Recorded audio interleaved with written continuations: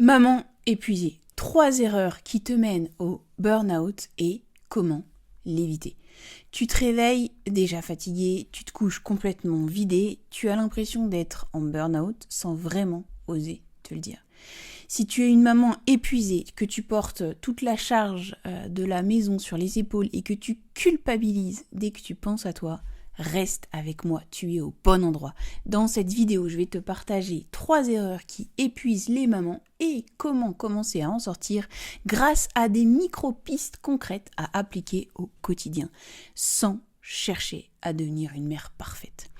Je suis Clarence, j'accompagne les femmes et les mamans à mieux se connaître, à réguler leurs émotions pour qu'elles puissent accompagner leurs enfants avec plus de joie, tout en vivant un quotidien plus léger et plus serein. Alors ici, on dépose la charge mentale et l'épuisement maternel pour retrouver la joie d'être maman. Je t'aide à souffler, prendre du recul et savourer ces années qui filent si vite, même au cœur du chaos quotidien. On ne vise pas la perfection, mais plutôt la légèreté et l'apaisement. Alors on va entrer tout de suite dans le vif du sujet. Première erreur qui épuise énormément de mamans. La première erreur, c'est de croire qu'il suffit d'être plus patiente. Tu t'es déjà peut-être dit, si seulement j'étais plus patiente, je crierais moins. Il faut que je garde mon calme, je dois mieux gérer.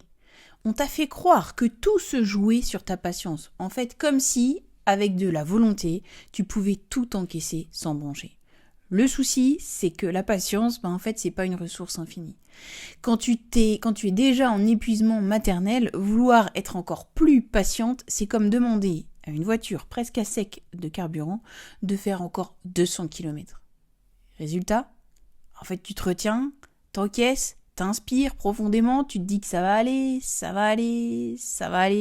jusqu'à ce moment où tu exploses d'un seul coup. Et là, tu te juges. Je suis trop nulle, j'y arrive pas, je suis une mauvaise mère. En réalité, ce n'est pas un problème de patience, c'est un problème de surcharge émotionnelle.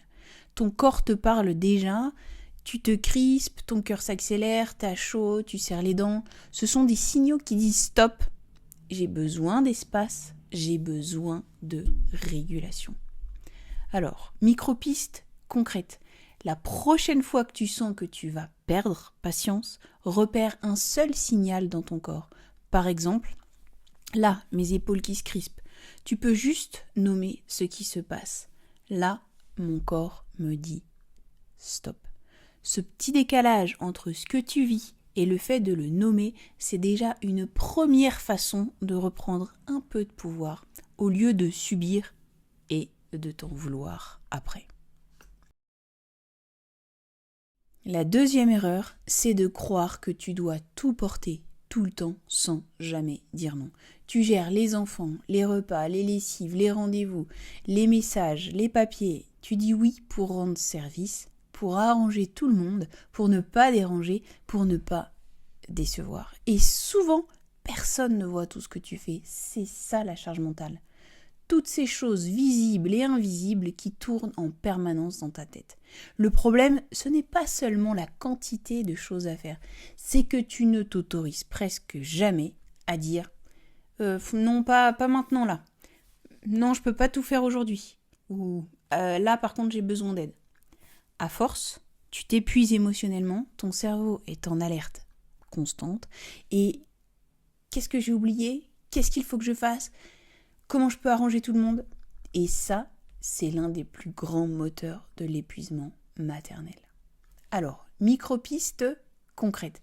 Évidemment, je ne vais pas te dire du jour au lendemain de dire non à tout parce que je sais bien que c'est simplement pas réaliste. Par contre, tu peux commencer par une seule chose, un pas après l'autre.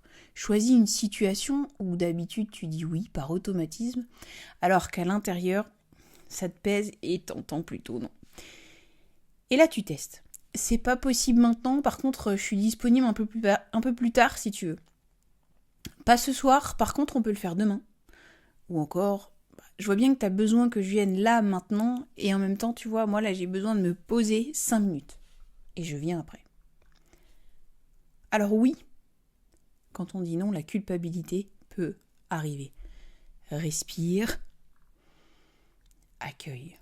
Tu verras que souvent, le monde ne s'écroule pas et que ton système nerveux, lui, peut enfin souffler un peu. Pour aller plus loin sur le sujet de la culpabilité quand tu dis non, tu peux découvrir cette vidéo. Et pour finir, dis-toi bien quelque chose de fondamental. Quand tu poses tes limites en disant non, tu apprends à tes enfants à faire la même chose. Allons de ce pas découvrir la 3e erreur, te sentir coupable dès que tu penses à toi.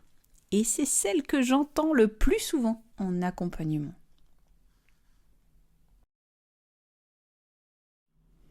Erreur numéro 3, culpabiliser dès que tu penses à toi. Ça peut ressembler à: si je prends du temps pour moi, je suis égoïste. Une bonne mère est toujours disponible.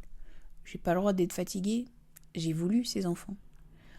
Alors tu repousses le moment pour toi, tu t'interdis de demander de l'aide, tu minimises ce que tu ressens. D'autres ont pire, en fait c'est pas si grave, j'ai pas le droit de me plaindre. Sauf qu'en t'oubliant, tu prives tes enfants de l'essentiel, l'exemple d'une maman épanouie qui prend soin d'elle. Et si tu prends soin de toi, tu leur montres l'exemple pour prendre soin d'eux aussi. C'est en voyant que tu es heureuse qu'ils s'autoriseront eux aussi à le devenir. Tu leur offres une maman qui se vide peu à peu, qui se crispe, qui explose parfois et qui ensuite se déteste de l'avoir fait. Je te propose un autre regard.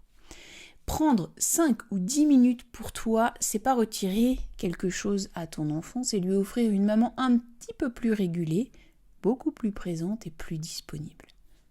Micro-piste concrète, t'es prête ? Choisis un moment dans ta journée, même très court, 5 minutes, que tu vas dédier à toi. Pas pour cocher une case, pas pour être productive et te dire c'est bon, je l'ai fait. Juste pour respirer, t'écouter, te déposer. Ça peut être boire un thé en silence, marcher 5 minutes ou suivre une courte méditation guidée ou toute autre activité qui te ressource, qui te nourrit. Ton mental va sûrement te dire « t'as pas le temps ». Tu peux lui répondre « j'en ai besoin pour tenir dans la durée ». Un peu comme le masque à oxygène dans les avions. D'abord, c'est la maman qui le met, ou le papa, et ensuite, on peut les mettre aux enfants. Comprendre ces erreurs, la patience, le refus de dire non et la culpabilité de prendre du temps pour toi, c'est une première étape, mais évidemment, ça ne suffit pas. Le piège envisageable est que dès que cette vidéo va s'éteindre, tous tes automatismes vont revenir. Évidemment, ces mécaniques, on ne change pas des semaines, des mois, voire des années d'automatisme juste en regardant une vidéo YouTube. Si tu sens que tu as besoin de passer de la théorie à la pratique et d'être accompagné pour le faire, j'ai mis un lien en description. C'est un questionnaire rapide. Tu prends le temps de décrire ta situation, je te lis. Personnellement, je reviens vers toi pour te dire concrètement comment on peut avancer ensemble ou pas. Le lien est juste en dessous dans la description. Si tu te reconnais dans ces erreurs, il est probable que ta patience est déjà craquée et que tu aies fini par crier. Et j'ai fait une vidéo spécifique sur comment gérer l'après-crise et la culpabilité qui va avec. En fait, c'est plus qu'une vidéo, c'est carrément une méditation pour réguler ta culpabilité. C'est la suite logique de ce qu'on vient de voir. Clique ici pour comprendre comment redescendre en pression. À très bientôt!